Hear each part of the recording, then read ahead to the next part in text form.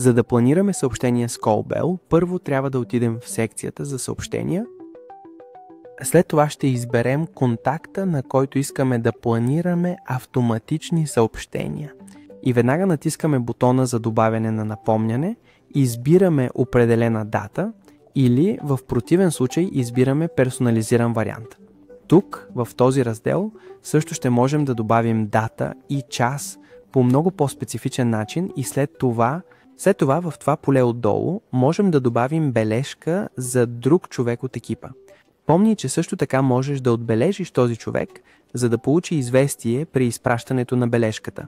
Накрая, в секцията за изпращане на съобщение, ако натиснем бутона вдясно, ще се отвори селекционна лента, където можем да изберем предварително одобрения шаблон на WhatsApp, който искаме да изпратим на клиента.